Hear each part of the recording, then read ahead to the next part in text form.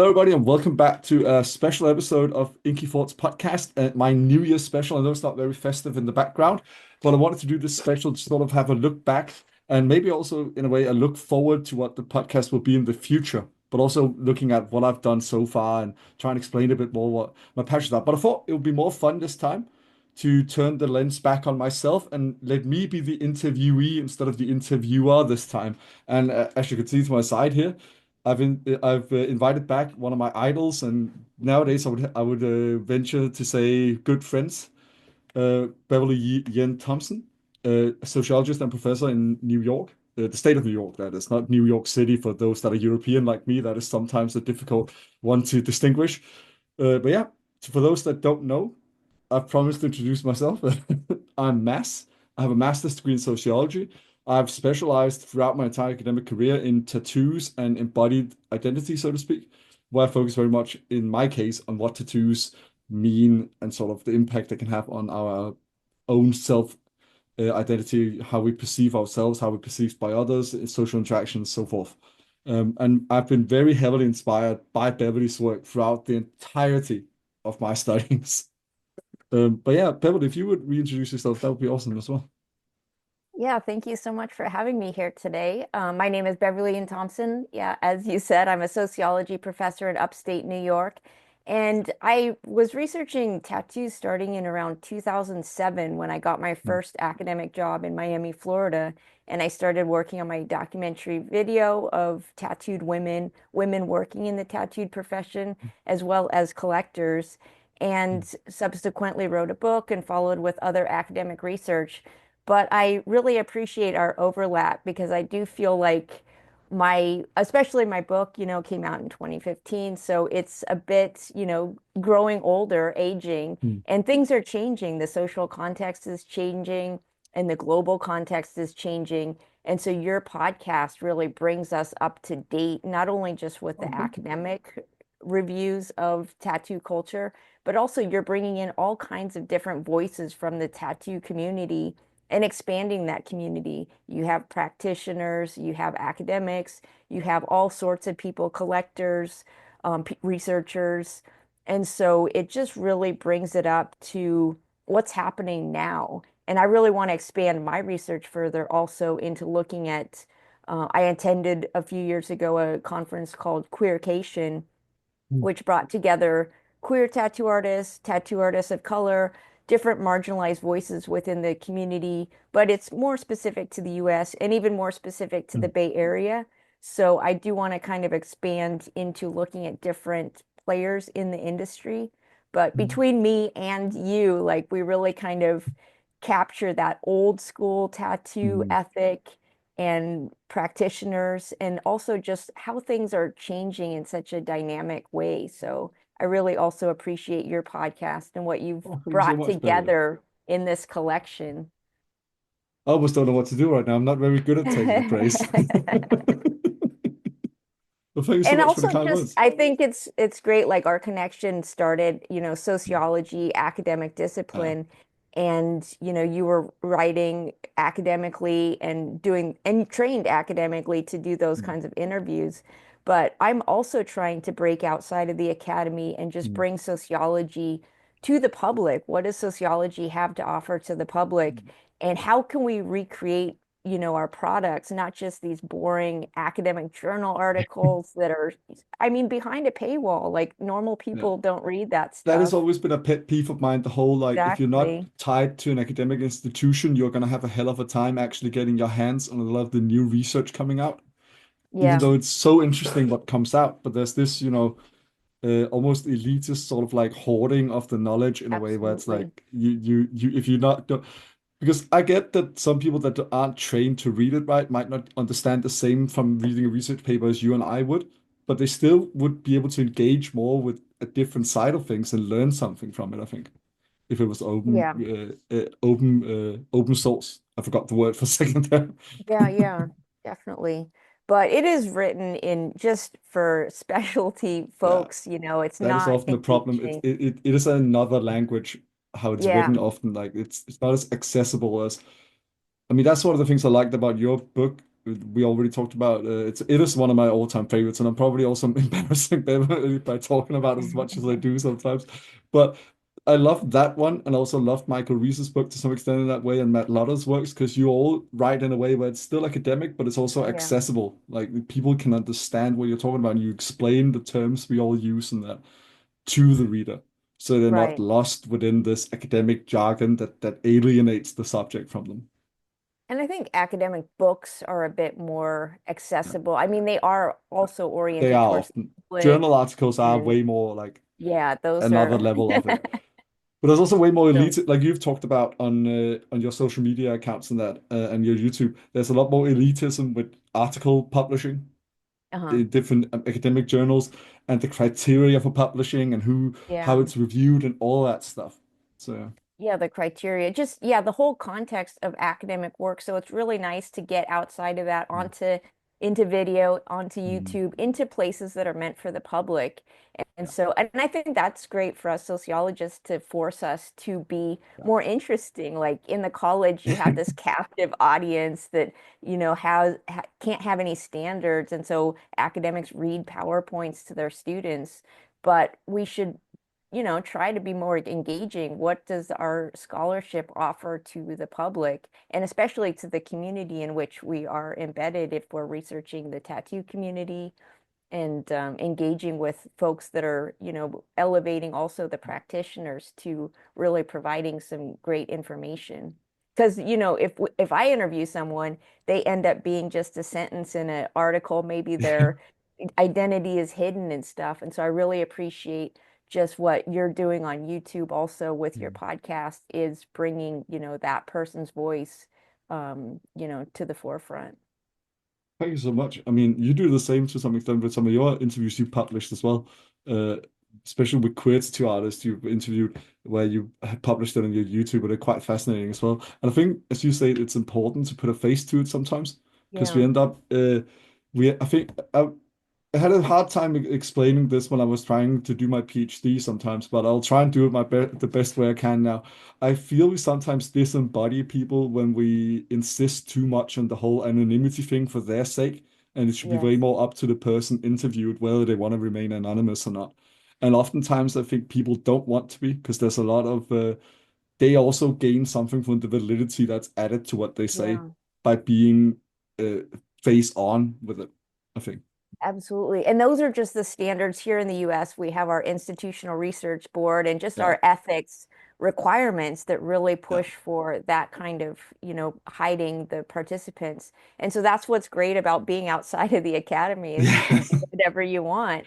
And it's not research, Mm, so that, it has those rules to it. So you're mm, able to really, bring that. And so we met because of your academic research, but yeah. then you've also transitioned to outside of the academy to doing the podcast, which is public facing, working on with Tattoo Magazine and being able Mm. to write for the public, and then hopefully, having future projects that are oriented towards the public.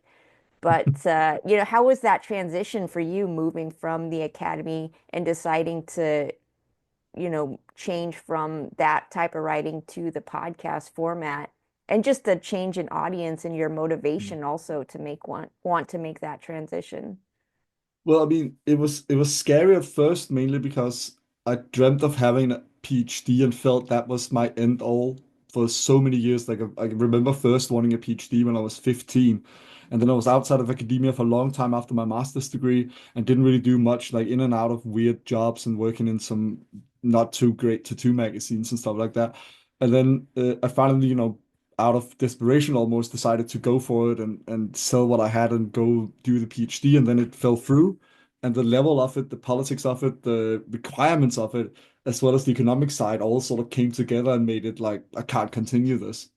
And then I'm, moving back to Denmark from Scotland because of Brexit and figuring out what am I going to do now and first being like too scared to try and start something, even though I'd already sort of planned, like, okay, I should probably do the podcast. My supervisor said I should do a podcast. Maybe I should try again. And sort of trying to conquer that feeling of like, but if I do that, maybe I should instead just shut it all down and try and get a shitty job again and just, while away the days doing that. But I just I sort of try to bet on myself because I know I can't really live without trying to engage my mind and my analytical mind, I think, and my critical mind. I hope at least. I hate saying that because I always feel like I might not be as critical analytical as I hope I am. But yeah, it was the transition in that way was great because the thing I couldn't do and I wasn't great at with writing academically was engaging in a way that I sort of felt looked down even with the really open-minded, progressive, and great supervisors I had, I still felt like when you really want to write for a PhD in that and all the requirements that are on that, it still always puts you up in an area where it's more like you're looking through a cage in a zoo. And I didn't really like that. Like I like way more now where it feels like I'm networking and doing stuff, and it's still research in a way. I still learn a lot whenever I engage with people for my podcast, and I go in with an open mind, trying to be taught by them as well, and helping them bring their voice and bring some validity to it, and reanalyze what they might think and all that stuff, you know. But what I really love is the whole, it's way more eye level between me and them. Like we're at the same point, even though they might sometimes be like, "Oh, you're the expert," and I like that and all that. And it's great to be told that. We all like that validation, but I still like that it's still way more like they say something and I acknowledge and listen and learn from that as well. Whereas I feel in classical academia, it's way more of a one-way street. As much as people try, like my supervisors did as well, in a lot of what they taught me, try to make it more progressive and more co-creation of data. I still think it always leans a bit more towards the slightly skewed towards, well, I'm the one doing the research, so you're the data I'm harvesting in a way, you know. Uh, and I know that some people might disagree with that, and I know that some people, and I'm very happy about that, are trying to change that within academia. But I certainly like way more how I more directly and more personally and more openly engage with people in the podcast. And Yeah, I love that word networking. That's perfect. mm, And just academia, yeah, there's literature written about how to be more equal in your research, but it just, the whole orientation of it goes against that. And so your podcast is bringing a community together. And also, you're able to connect with these folks and work on projects, that come out of mm. your connections with those folks. And hopefully, they're connecting with each other as well. I would You can hope so. I also mean, start to bring groups together, like have five people on a show that's talking about a particular topic. I do like that some of the best compliments, I mean, some of the best things I've been told by participants, whether other academics or whether tattoo artists and that, is sometimes they'll tell me, "Oh, I never knew about some of these people. I'm so happy you're Yeah, introducing me to all these people." Because I like that. I have a very small community around the podcast, at least at the moment, but I like that they at least enjoy that thing with like discovering each other as well. Because that's yeah, the main driving force for me often. Not just that I want to push back against some of the stigma and prejudice, both internal and external to the tattoo community itself, but also that I want to always dream of promoting diversity. So I love when people say, "Oh, I didn't know about this person, and I'm interested in learning more about them." That to me smells a lot like, okay, now they actually want to engage more with somebody that's different from them, you know? yeah, definitely.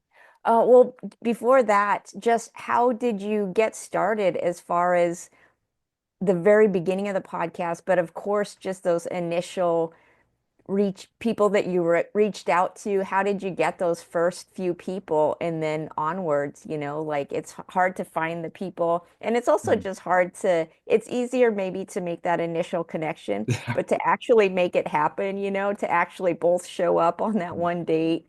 I'm sure that lots of people you Mm. had to reschedule and stuff like Oh that. yeah, That's I mean, typical. especially with how many of my most just about every no every person I've interviewed except for Maya Seeler have lived outside of Denmark. Even the one Yeah, other Danish person exactly. I interviewed lives in the UK, and that's not the biggest time difference. But I interview a lot of Americans, for example, and that is a big like that's also a big hurdle to do scheduling wise. But the way it got started, I mean, I almost want to say it's like the TV chef kind of way I got it started because I kind of prepared the meal from home. I contacted Robbie Ripple, who'd already been on a previous attempt at making a podcast I'd done that was tattoo related years prior. That I actually ended to do my PhD, ironically, because there were strict rules about doing media work and stuff like that, and you couldn't like without permissions and stuff like that. So I just shut that down to do the PhD. But he we had such a connection when I initially interviewed him that he was so honored and happy to be the first episode and sort of talking to me about what the podcast was going to be, a bit like we're doing today. That was quite easy, that one. Some of the others I initially got was like a bit the same. People I knew already, had met by chance.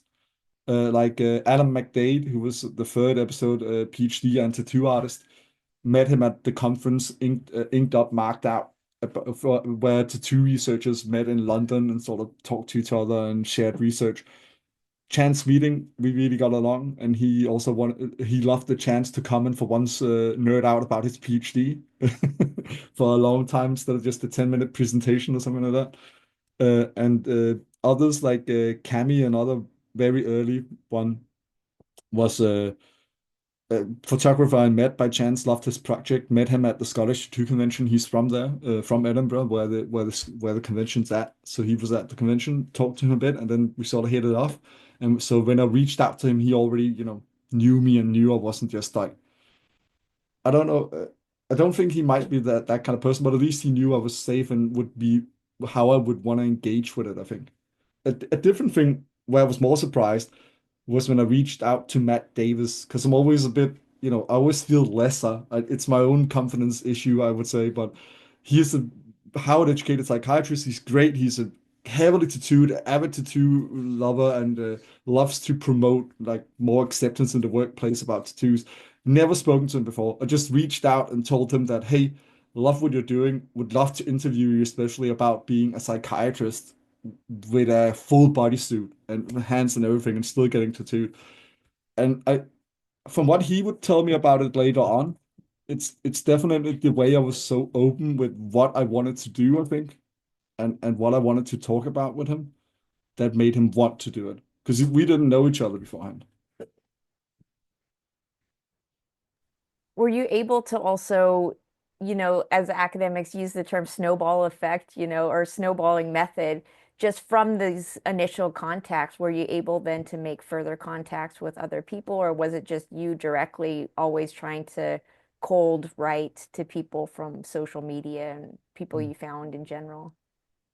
I'd say at the start, it was definitely way more like cold writing and just hoping they might want to do it. And there's definitely more than half the people I've messaged never got back to me.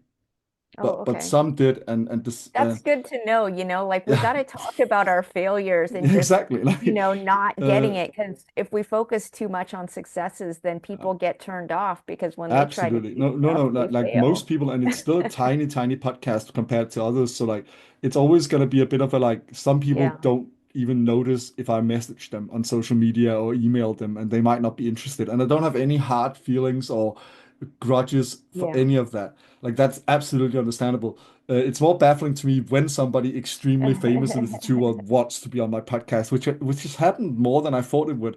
But I mean, there's just this many where they might not never have seen the message. They might have seen it and not be interested. Some are very honest about it. They just tell you, "Hey, I'm not interested at the moment in doing it." Others reschedule so much that it just ends up disappearing into thin air. Mm. I know without even asking, you probably tried that as well, where somebody's like, "Oh, I don't want to do it now, but in 6 months' time, I might want to do it," and then you get back to them, and then it's like, "Oh, in 2 months' time," and then it slowly just peters out and never really happens. Yeah. That happened with one very famous British tattoo artist I really wanted to interview, where I mean, I've reached out a couple of times, and it's just, in the end, it just stops. They just stop replying, I think, because they just get so busy.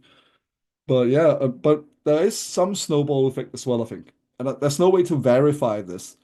But I think the fact of certain really big names following my otherwise quite small personal account does sort of give me this like stamp of validation that they at least acknowledge that, okay, this guy is okay. And then others sort of want to engage with me more. Yeah, that definitely makes sense. Later I would ask you, how things have changed and the different directions that have you've gone in that perhaps you didn't anticipate at the beginning. But for people that might not be that familiar with your podcast, just what are some of the general overriding themes or categories of people that you've interviewed and how those have expanded over time? I mean, The overarching theme, and I apologize, I always ramble. I'm a bit difficult at defining stuff very like finitely, but the overarching theme for me has always been to promote the diversity that I already recognize within the tattoo world, which I think it both people outside of it and people inside of it sometimes don't realize or really recognize. So that was my like main mission with it, to show that, well, there are queer people, there are a lot of great black artists, there are a lot of great trans artists, there are all these cool people that want to do different things with it and want to reinvent it. There's also cool people that do it more traditionally. There's all these stuff. But then I also sort of the submission of that was also exploring certain themes I recognized. For example, talk to people about, well, what does social media entail for them? How does it feel for them to have to engage with this thing nowadays? And how big a part it's become of their industry, which often pops up. And that was not originally my plan, but it just became such a big theme for most people that I just engage with it a lot more now, how much of a space social media takes up in tattooing nowadays. But it also takes up a lot of space for collectors nowadays as well. And that's also where how community forms. There's a lot of different things there. But yeah, I mean, showcasing diverse people and showing also what people might not expect. For example, I love my sub series I have with tattooed academics because I show people that, well, this guy is a fucking surgeon and he's covered in tattoos. This one's a psychiatrist. This one's an engineer. This one's a medical professor. I like showing all that because people don't expect this. I often feel people think, oh, you get one stigma and that's your box we put you in. So one of my favorite episodes to show that is the one with Professor Duncan Cameron, because he's queer, has ataxia and is wheelchair bound and heavily tattooed, and a university professor that's tenured, uh, within STEM sciences. So there's just so many things, and I think he kind of also loves, at least that's the impression I got from him becoming friends with him, how much he sort of subverts people's expectations quite often because they want to just have one thing, I think, to say about him and one thing to like one box to put him in and sort of one set of expectations to have about him. Like they'll be like, oh, he's a college professor. Okay, so that's tweed jacket, gonna go in, give a presentation. But that's not how he is. But yeah. Yeah, for sure. It's yeah, really interesting the folks that you've brought together and also just you there I guess your interview structure would be very different if you're doing this for an academic research project. Yeah. You'd have to have very sociological questions if that's your field, and of course have the same questions for every person, and it would be very repetitive and boring. But on your podcast too, you're also kind of just riffing, like Yeah. you go off on different unexpected tangents and conversations that wouldn't be the questions from a traditional Mm. academic, if I was asking questions or if you were. And so your podcast is a lot more conversational Mm. and gets to the tattoo part in a variety of different Mm. approaches. So do you have something to say about just your approach to what conversational directions or questions you come up with? Yeah, I mean, I always, even when I was in academia, loved semi-structured interviews, but I kept them very loose. And semi-structured, for anybody that doesn't know, is where you have some sort of question guide or just a guide you for yourself that in case you don't know what to ask or you get too off topic, you can sort of refer to that and try and, weir back to what you're talking about in that paper. And I do make them every time, but I mainly make them sometimes to like get on paper what I want to talk about the topic. And then to give my participant for the interview, my guest, I would rather say, a layout of, okay, this is what I actually want to talk to you about because I don't like doing ambush interviewing, as I call it. I don't like being like having gotcha moments and what other stuff do sometimes, especially in some kinds of forms of journalism. I'd way rather have them trust me initially and form a connection and know that, hey, I'm here to support you in talking about this topic, how you feel it's important to talk about it as well. And that's also why I keep it so loose, because I've just figured out that if they feel it's important to this and relevant to how they want to talk about the topic, then I should also give that some relevance because it's important to them. And their narrative and story should also be a way of looking at it. And that's also why I never give people like a set instruction for like, introduce yourself this way. This is information I want you to give my audience because I also feel that it's important that they set the scene for what they want people to know about them to make it valid what they want to talk, what they're saying about the topic we're going to discuss. And some people really want to explain a lot, Like John Brocious, for example, talked a lot about his medical career to introduce himself. Others just, name and profession almost, and that's fine because I like to make them comfortable and make them sort of in control of how they're shown and depicted in a way. Yeah, definitely. Yeah, that's interesting to let them kind of take the reins and go in different directions. That gets to show their personality as well, and just they'll focus on things that it wouldn't have occurred to you to go in that direction. So what were your objectives in the beginning of your podcast, and how have things followed through or changed at this point in the trajectory?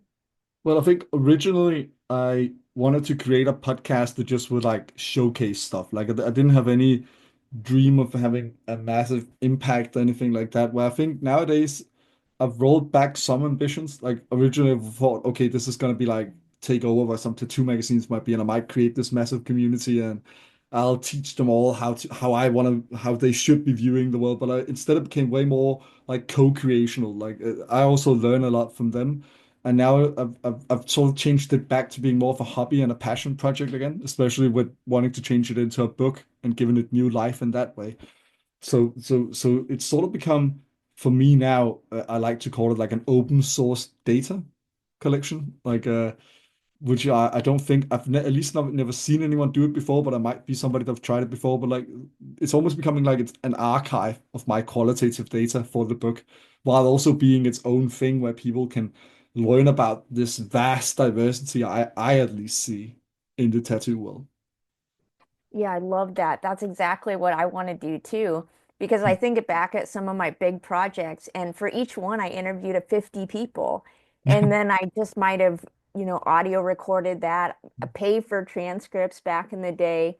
And then only I get to enjoy that interview. And then it only gets reduced to a sentence or something like that. So it's just all this effort gets reduced to so little. And those people are pretty much removed from the whole Yeah, process.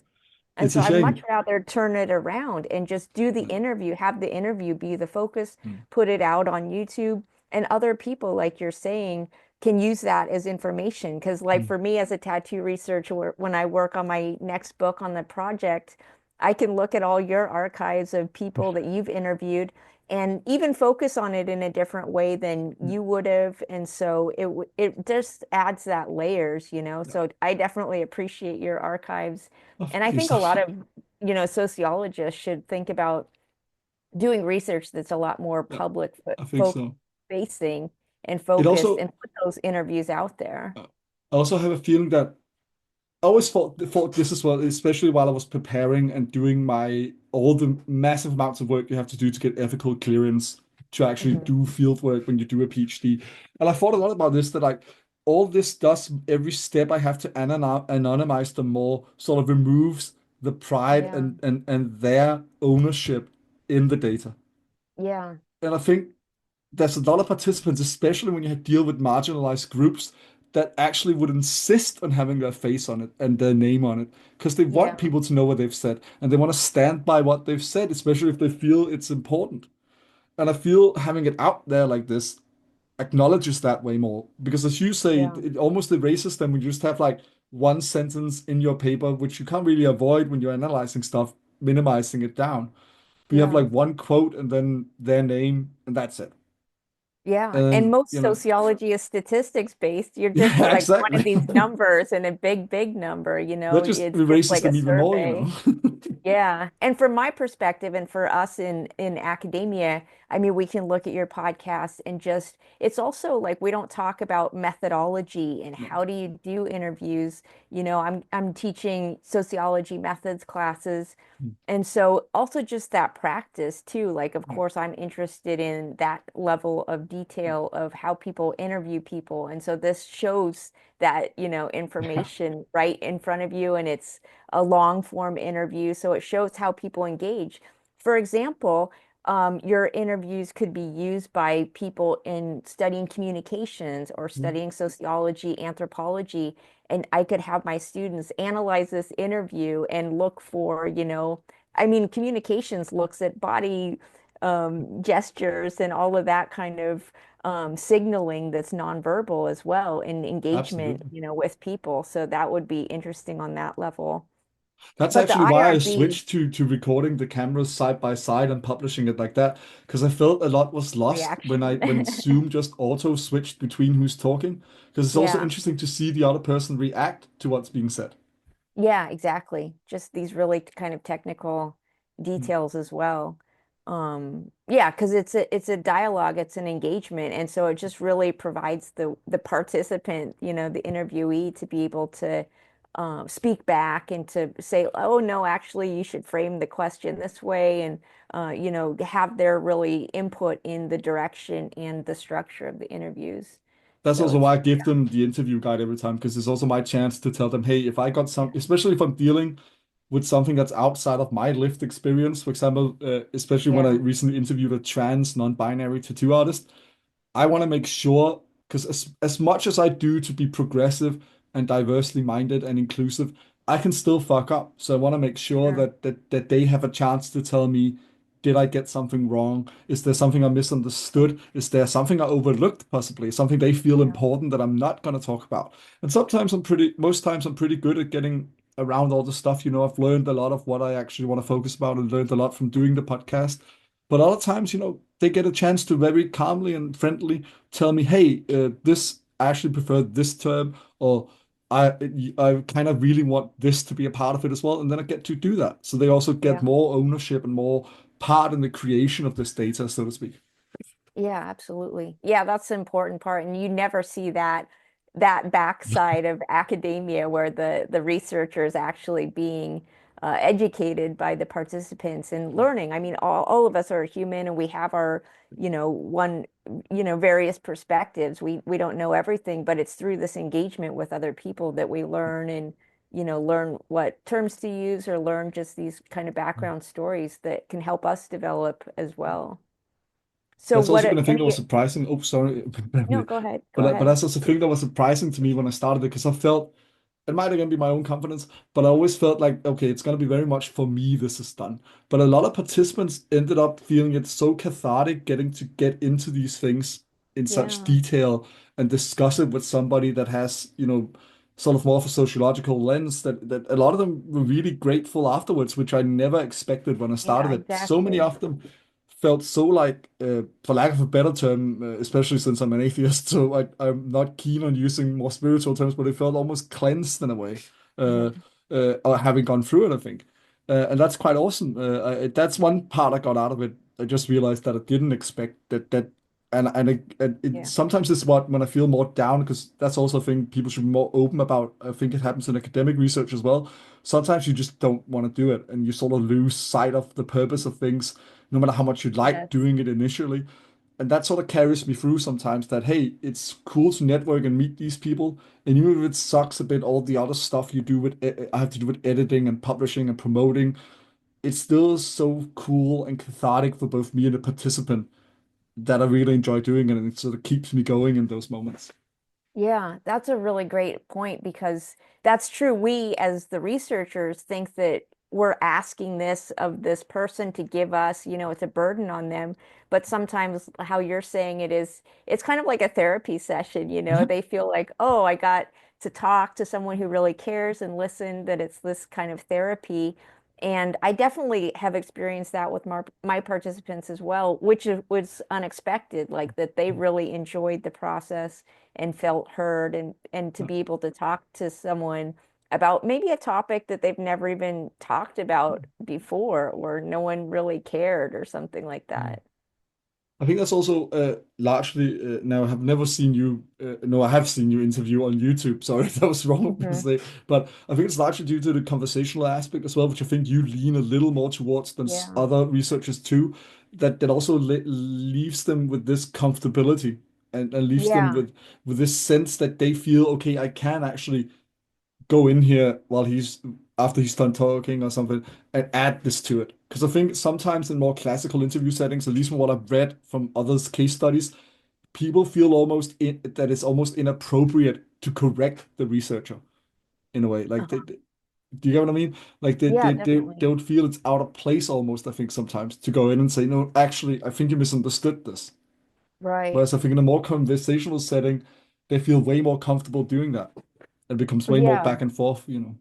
That's a good point because one of the research projects I have, many, but I would love to write a book on qualitative methodology because I've Yeah. interviewed so many different types of subcultures. And so each Mm. subculture could be a particular chapter in a Yeah. particular lesson. But there's so much just interpersonal skills. Basically, Yeah. these are skills you would learn in the field of communications of how to make someone feel comfortable. And so you and I both know that when you're setting up the interview, you're kind of chit-chatting with that person just to make them comfortable so that Absolutely. they can speak to you in a natural way. And it's so funny because, as you interview more people, you have all this experience. And so there's this one person that I really connected to. We had a real friend kind of vibe.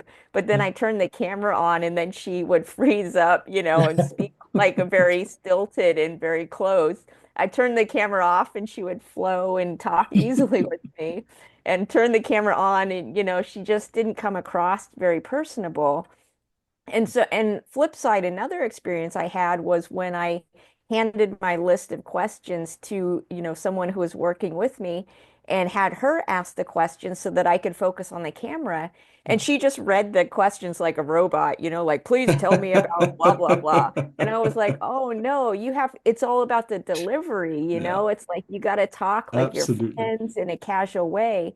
And so that shows me that there's a lot of skill going on here that we don't even think about because we've been doing it for a while. Yeah. And it's kind of an automatic thing. But now that I'm thinking about writing about sociological Yeah. methods, it's like, oh, I got to spell that out, that you've got to develop these kind of interpersonal Absolutely. skills, And I think it's also like I think we've always now I'm not known you throughout your academic career. You've been more like the shoulder on my shoulder, being one of my most referenced authors while I did my undergrad and my master's degree. But I know you fairly well by now, and I think we've both been drawn to what's qualitative methods from the start. Like we've both been sort of very drawn to that and talking to people and engaging with people one to one in that way. But others Yeah, seem very frightened of that, and I think that's very much a thing that needs to be grasped when teaching qualitative methods. That it can be way more down to earth, like because it's often, at least I remember from when I was taught it, especially in my undergrad, it was very much like, hey, you gotta be precise, you gotta give them credit, you gotta be very on top of it and know what you're gonna ask them and all that stuff. Whereas hmm it can be way more explorative and conversational and for lack of a better term, casual. And I think that would make a yeah. lot more people more willing to engage with qualitative methods. Yeah.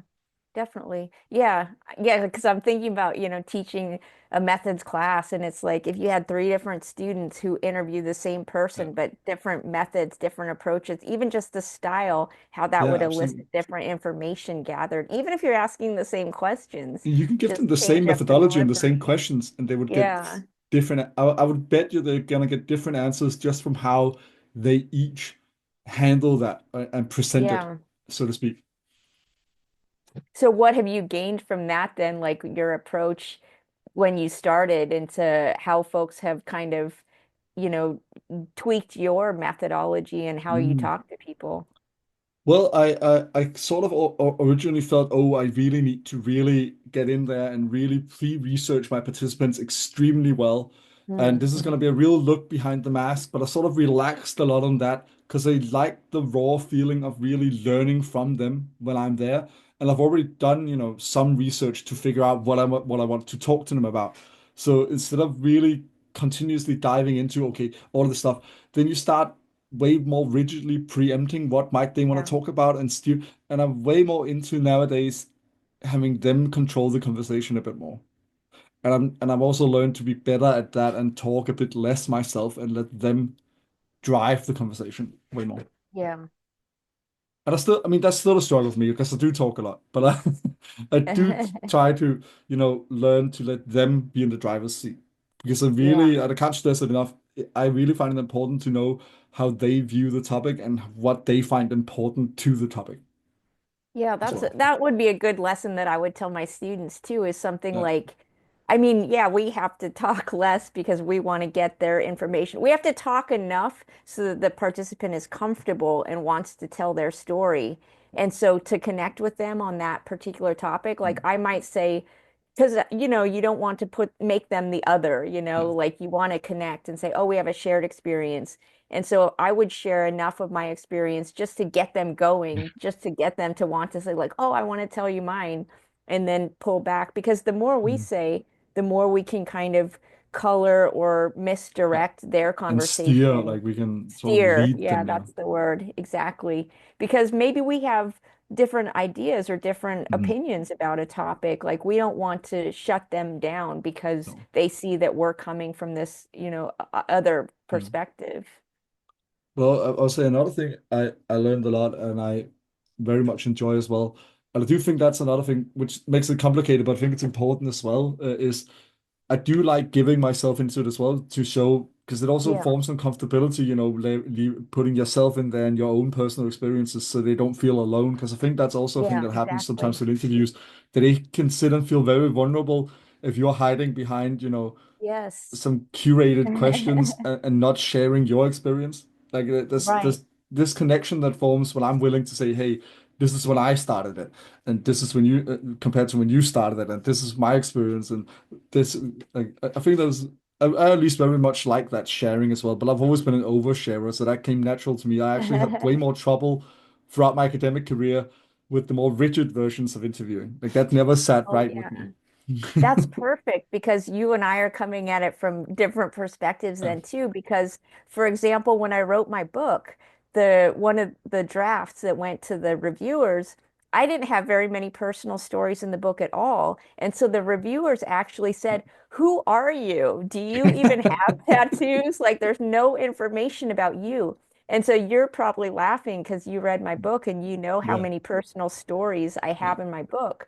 Well, all of those came on the second edit Yeah. because I went in and I opened each chapter then with a personal story, and I opened the book with a personal story. But that wasn't there in the beginning because I didn't share. And Mm. so it was actually the editor who said, you need to share too and explain who you are in relation to your participants. But you're I think it's a coming at it stroke from of the luck other because end, even when I've recommended your book to others and they get back to me when they've read a bit of it, they always really love the personal stories you put in. Like that's the first Yeah. thing they mention. Like, and I think Yeah. it's because it brings them into the academic stuff you want to talk about way more. Yeah, I think it that's sort of becomes true. a way of opening the door. For example, people love your stories about Kari Barber. Is it Uh-huh. Carrie? You Uh-huh. pronounce it differently. Carrie Barber. People love that, not just because she's a tattoo legend, but because it really gives an inkling to your personal interest in tattooing and some of the stuff you've done to get participants in there and to get to interview people and to get access and all that. Yeah. I think that's really important. Like you've said as well, like bringing it down to eye level, so to speak, with people Yeah. reading the book as well. I think your personal stories go a long way for that. And Very I much guess so. that also is because of my sociological background where we're taught not to include Yeah. ourselves. Yeah. But then I have a women's studies, like feminist kind of background in methodologies where you're supposed to include yourself. But I guess I do in a lot of ways, like doing more academic literature or making YouTube videos, I see like, oh, it's based so much on the content. I need to add more personality and personal touch and personal story to these connections and information Mm. as well. And I actually, when I teach my students, I tell them explicitly in the instructions, introduce your topic with a particular news story and an individual person's story that can illustrate this sociological concept. You Yeah. talk about an individual, like they had this, Mm. wild experience and you describe it. And then you say, like, sociologically, this is happens to one out of every 200 people, and this is a social issue, and go into it. But you need Mm. that personal story Mm. connection. And so I think for a lot of us academics, it's hard because we're taught to remove every Yeah. personal stuff from our academic writing. But Mm. that's the whole point of having more Yeah. public-facing sociological content is that you need to also be a human, in Yeah, this absolutely. material. I tried to teach when I was teaching seminars and on the side as a teaching assistant when I was attending my PhD. I taught a Mhm, year, two courses a year, uh, Intro to Sociology 1A, Introduction to Sociology A, and Introduction to Sociology B. And what I mhm, tried to tell them, I had I had three different teams of students, groups of students mhm, each semester. And I try to teach them every time that, hey, you absolutely need to look outside yourself, but also important to recognize the context within you experience these things. Yeah, Especially to recognize, for example, what privileges you might have, or how your worldview might make you see this topic differently to who you're interviewing, or who you're reading it from, or the statistical data you're viewing, or whatever it might be. Because right. recognizing your perspective is so important. So, and I do agree. Like I think they're doing more nowadays in some institutions to teach that. But traditionally speaking, there's a lot more of like, no, no, you don't matter. You're the surveying Yeah, sociologist you're staying up here, looking down disembodied. at all this data and that, whether it's qualitative or quantitative, and you should just remain impartial. And there's a misunderstanding there because being impartial doesn't mean you can't involve your perspective. It just means you need to be critical of your own perspective as well. Yeah. Yeah, exactly. And also how you affect the situation too Yeah, when you're engaged with other people. And so now you're absolutely. at this stage where you're transitioning and evolving perhaps further into writing for Tattoo Magazine, Mm. writing more, public facing within the tattoo community, but short form. But then you also are interested in perhaps putting together the podcast in a book. So where do you see these kinds of future directions? Well, I think I really love the opportunity, I would say, that Inked magazine has given me in this case, where I work freelance for them right now. There's not many. Hopefully, it turns into more and more stuff I can do for them. But they basically let me write about these more culturally in-depth topics in a slightly more sociological way. Of course, I'm not going to reference tons of academic sources and all that stuff because you got to know your audience and these things. So it's not that people in the tattoo world wouldn't be interested in that. It's just it's very short form, as you say, and much more journalistic. So, when it's relevant, I reference academic sources or other sources for some data, but else it's very much my analysis, which is quite interesting because people really took well, from what I can tell, to the first article that was published, which is currently out about tattoo addiction, where I sort of gave my sociological take compared to a psychiatrical take from Matt Davis, The Ink Shrink. And compared to the book, that's way more of my own little, child. And it sort of became like I kept thinking about wanting to do a book someday. And originally I was going to do something completely separate, but related to it, some, mishmash that I just ended up throwing away because I lost the interest. But this is way more like keenly in my interest because it's almost like I did the field work for my PhD by doing the podcast in a weird way. And now I'm writing my own project out of that. Like I know it's not going to be a peer-reviewed research project like a PhD project might be, and not as in academically heavy as that, but it still sort of feels like I get to do what I wanted to do with my PhD in a more casual form. Yeah. And so how do you anticipate the book will come together? What's it going to look like? I'm gonna so far I've nailed down that I want to do a thematic analysis, much like I would do in PhD, but very much keep it smaller themes, like shorter chapters, smaller themes, and sort of use quotes and outtakes from different episodes.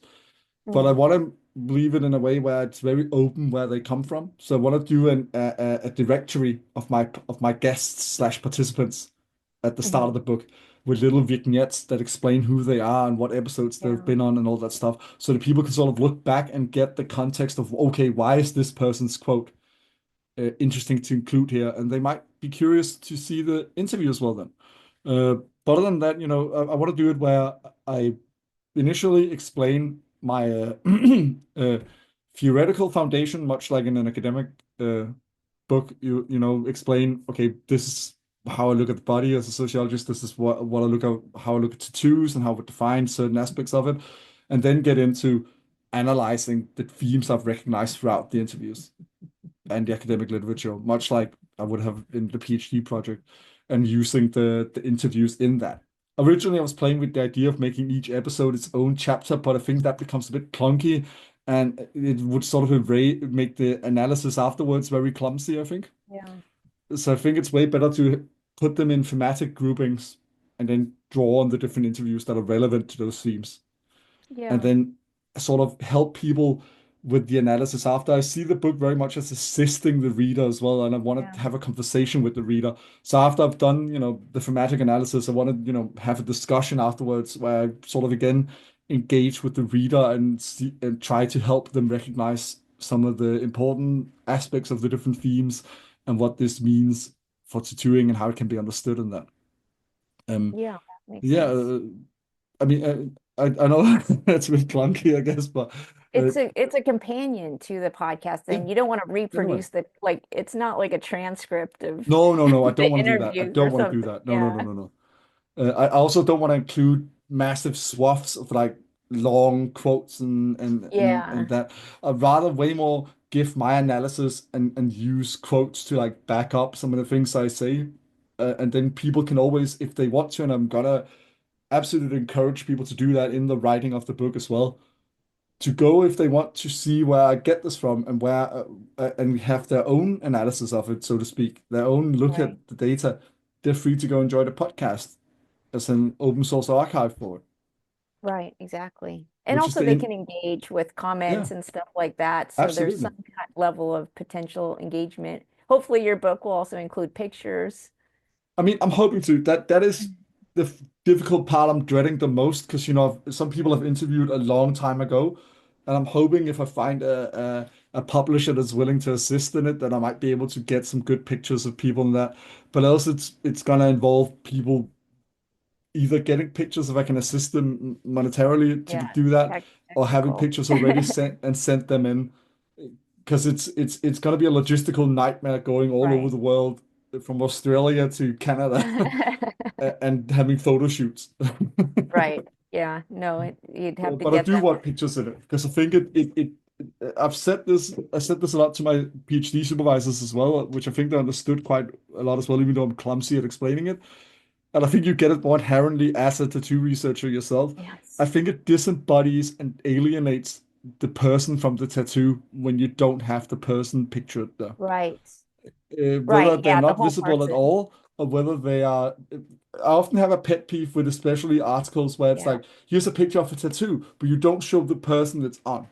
Yes, yes, exactly. That's strange to me because in a way, you could just have put it on a plastic cut off arm or something like that and said, here's the tattoo. You might as well just replicate it on a piece of paper then, if you're only Right. going to Yeah. depict the tattoo. It's that's at least how I see it. Like the relevance of it being on the body, it sort of disappears when you don't show the Right. body it's on. It's literally objectifying the Yeah, person because exactly, you're just showing like exactly. their elbow or something.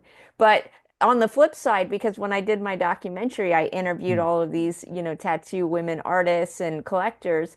And then after one of the edits of my movie, people said, well, we didn't get to see their tattoos, like, yeah, we see That's them the other part. talking and you see the And tattoos at a yeah. distance. And so in the second edit of my movie, I had to actually go and put Ah, right, yeah. montages where I do a close-up of the I do think I would tattoos. like to do a mix, because I always imagine that you have the person, like the dream version would be if I could get to photo shoot people, would be Yeah. a picture of them dressed as they normally would be or in the profession or Mhm. context we understand them Clothes. in. For example, if talking about Matt Davis, would be great to have him in what he wears for work as a psychiatrist. If it's a tattoo Yeah. artist, whatever they would wear to tattoo, that's fine as well. But then have them undressed. Uh-huh. And then we can Yeah. zoom in on some of the individual tattoos, possibly, here and there if relevant.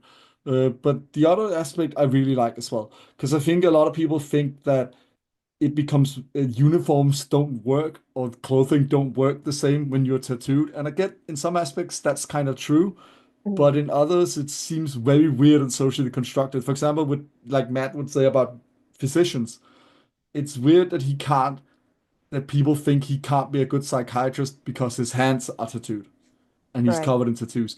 Because it doesn't remove any cognitive ability to perform his job or any reflexive ability, any analytical ability, anything like that. Right. Yet, by the sheer fact of his skin being, tattooed, Mhm. suddenly the uniform doesn't carry the same weight for some people. Even though he Right. wears, the doctor's coat and all that stuff. There's a book called Inked. Have you seen that? It's from quite a No, while ago, but it shows like a doctor and then him in his doctor garb and then in the and it's street great. clothes. just playing with those stereotypes of basically professional work. London Tattoo from So, 2009 did the same thing. okay. Where it showed people in like what would they wear to work or street clothes, and then it showed them naked. That's why I got the inspiration to it. Like, and there's even some people I know nowadays that are in that book much younger than they are today. Like Oh, Dr. Matt yes. Lotter is in That's the book. He fun. both wrote the foreword, but he's also one of the participants in the book. Oh, that's fun. So you get to Great. see Matt's tattoos at that time, and yeah, How they changed. yeah, yeah. I So mean, it's interesting to. any concluding thoughts then as Well, we look I forward think. and backward at your work and transitions?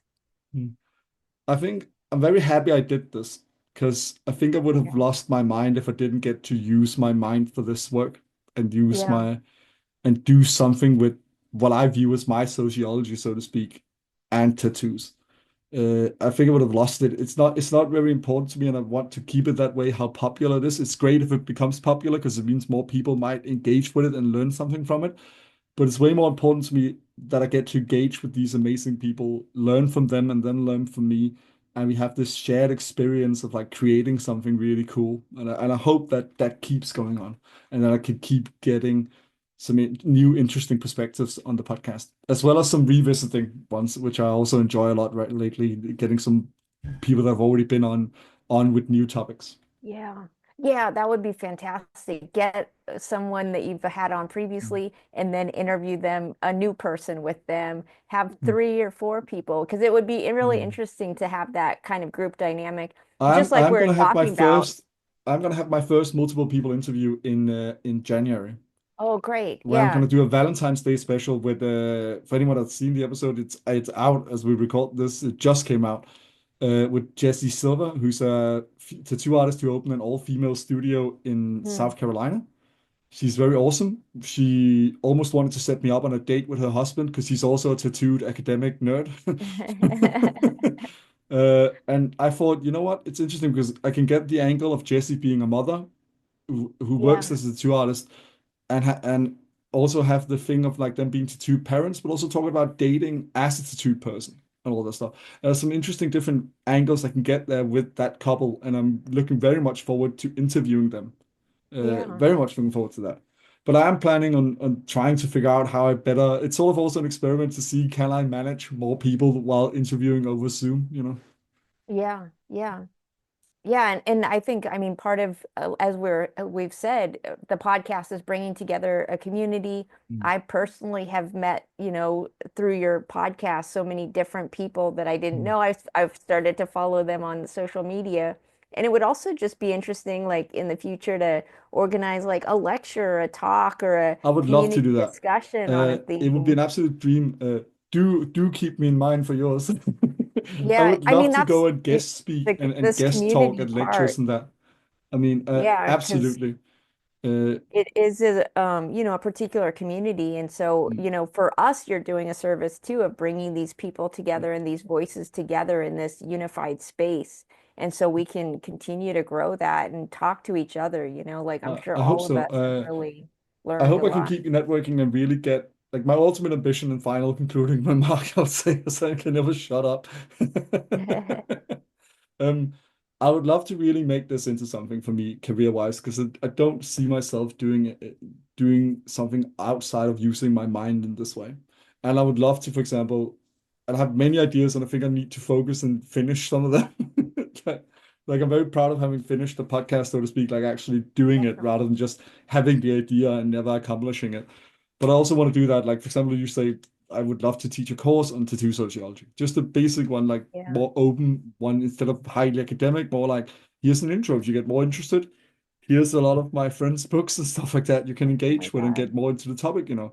Because I think that would be very helpful both to people that are tattooers, collectors, and also other people that might just be curious. Like having a really truly open, like Yeah. class to teach in that way somehow. That would An be awesome to do, and I online want to do that. synchronous Yeah, Zoom class where every week or whatever, every module, there's an actual, person that's doing a guest I would love that. lecture and that we could attend and engage. Like that would be so awesome.